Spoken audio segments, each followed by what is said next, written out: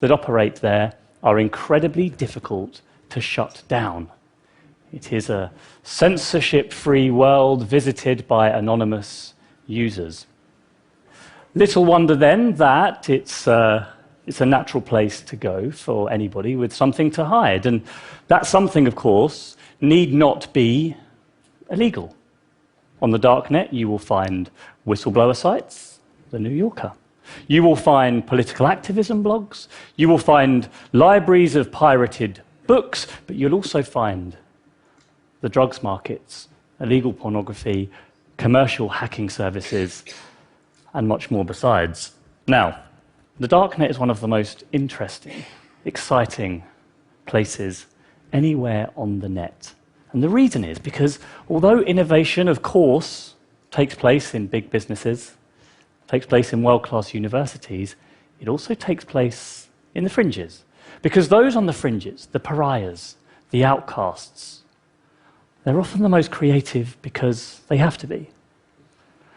And this part of the internet, you will not find a single lolcat, a single pop-up advert anywhere. And that's one of the reasons why I think many of you here will be on the darknet fairly soon. Not that I'm suggesting anyone in this audience would use it to go and procure high-quality narcotics. But let's say for a moment that you were. Bear with me. The first thing you will notice on signing up to one of these sites is how familiar it looks. Every single product, thousands of products, has a glossy, high-res image, a detailed product description, a price. There's a proceed to checkout icon. There is even, most beautifully of all, a report this item button. Incredible. You browse through the site, you make your choice, you pay with the cryptocurrency Bitcoin, you enter an address, preferably not your home address, and you wait for your product to arrive in the post, which it nearly always does.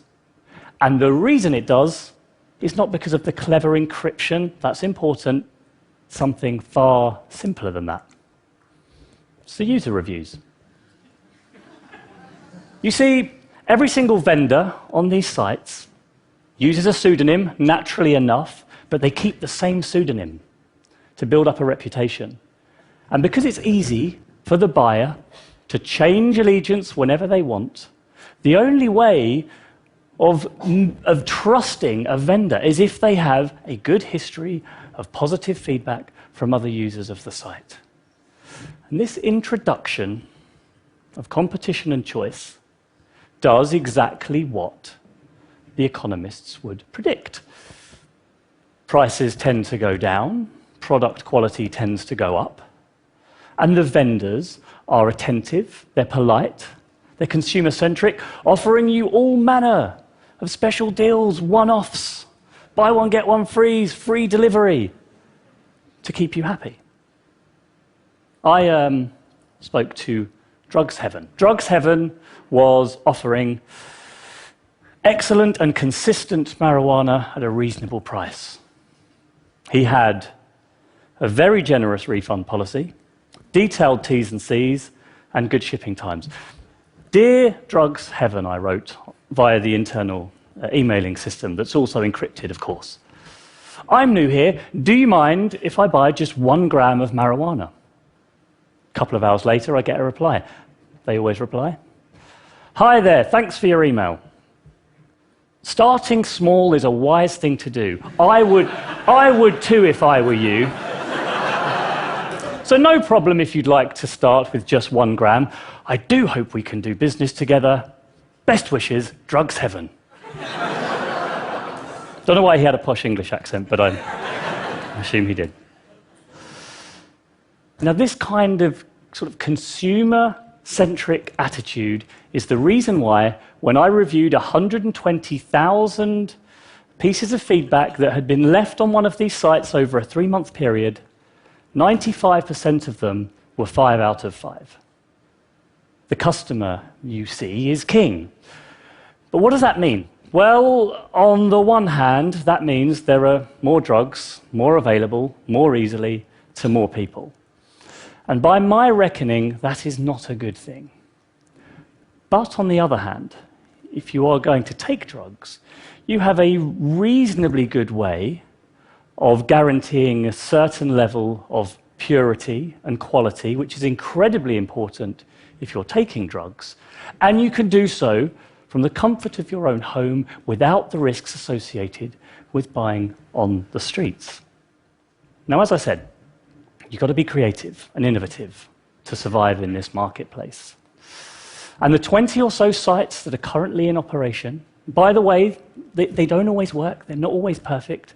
The site that I showed you was shut down 18 months ago, but not before it had turned over $1 billion worth of trade.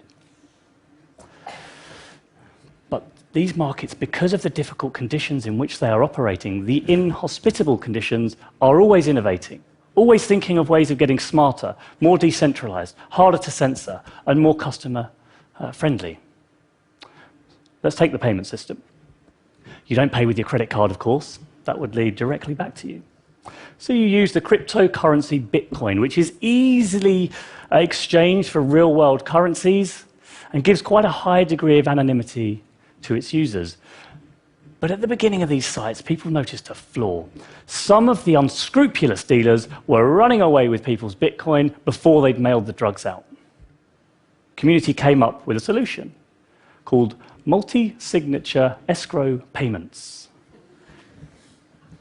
So, on purchasing my item, I would send my Bitcoin to a neutral, secure, third digital wallet. The vendor, who would see that I'd sent it, would be confident that they could then send the product to me. And then when I received it, at least 2 of the 3 people engaged in the transaction, vendor, buyer, site administrator, would have to sign the transaction off with a unique digital signature, and then the money would be transferred. Brilliant. Elegant. It works. But then they realized there was a problem with Bitcoin. Because every Bitcoin transaction is actually recorded publicly in a public ledger. So if you're clever, you can try and work out who's behind them. So they came up with a tumbling service. Hundreds of people send their Bitcoin into one address. They're tumbled and jumbled up. And then they're sent on, the right amount is sent on to the right recipients, but they're different Bitcoins. Micro-laundering systems. It's incredible. Interested in what drugs are trending right now on the darknet markets?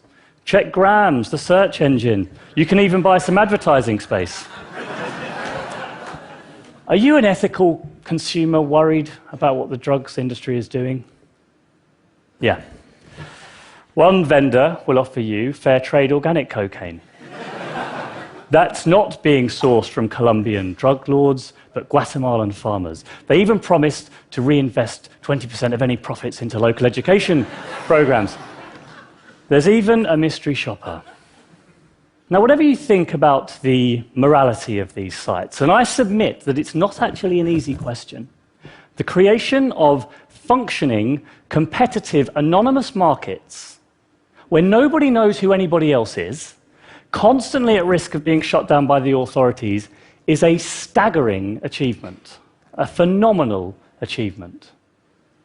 And it's that kind of innovation that's why those on the fringes are often the harbingers of what is to come. And it's easy to forget that because of its short life, the internet has actually changed many times over the last 30 years or so. It started in the 70s as a military project, morphed in the 1980s to an academic network, co-opted by commercial companies in the 90s, and then invaded by all of us via social media in the noughties. But I think it's going to change again. And I think things like the darknet markets, creative, secure, difficult to censor, I think that's the future. And the reason it's the future is because we're all worried about our privacy. Surveys consistently show concerns about privacy. The more time we spend online, the more we worry about them, and those surveys show our worries are growing. We're worried about what happens to our data. We're worried about who might be watching us. Since the revelations from Edward Snowden, There's been a huge increase in the number of people using various privacy-enhancing tools. There are now between 2 and 3 million daily users of the Tor browser, the majority of use is perfectly legitimate, sometimes even mundane.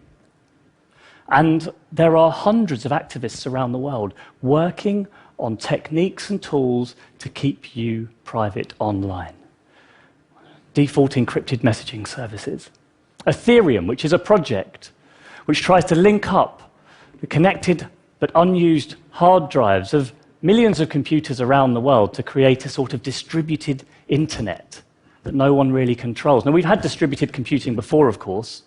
We use it for everything from Skype to the search for extraterrestrial life. But you add distributed computing and powerful encryption, that's very, very hard to censor and control. Another called MadeSafe works to similar principles. Another called Twister, and so on and so on. And here's the thing. The more of us join, the more interesting those sites become. And then the more of us join, and so on. And I think that's what's going to happen. In fact, it's already happening. The darknet